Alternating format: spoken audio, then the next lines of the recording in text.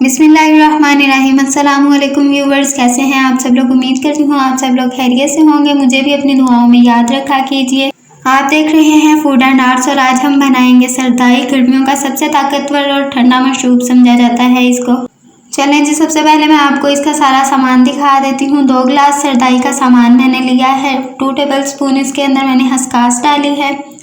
12 बादाम मैंने लिए हैं। 10 से 12 बादाम आप ले सकते हैं। 1 टेबल स्पून इसके अंदर मैंने 4 मगज़ डाले हैं।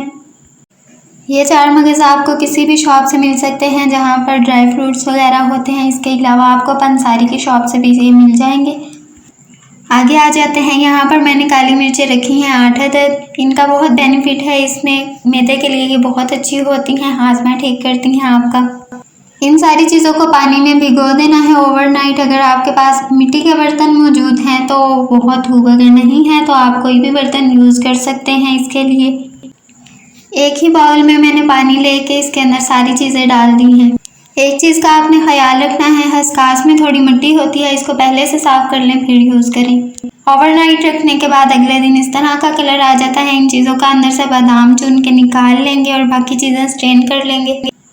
सारी चीज़ों के अंदर से पानी निकाल लेने के बाद इनको ग्राइंडर में डाल देंगे और बादाम छील लेंगे।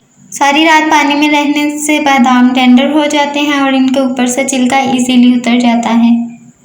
वैसे तो ये मिट्टी के बर्तन में बनाई जाती है, लेकिन आजकल घरों में मिट्टी के बर्तन नहीं पाए जाते तो हम इसको नॉर्मल शेक के तरीके से भी बना सकते हैं।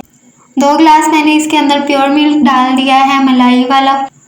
3 टेबल स्पून चीनी ऐड कर लेने के बाद इसको अच्छी तरह से ग्राइंड कर लेंगे। माशाल्लाह से मशरूब हमारा तैयार हो चुका है। बहुत ही टेस्टी होता है ये, आप इसको ज़रूर ट्राई करें। अगर आपको वीडियो अच्छी लगी तो कमेंट ज़रूर कीजिएगा। जाने से पहले लाइक शेयर एंड सब्सक्राइब कर दें। अल्लाह हाफिज़।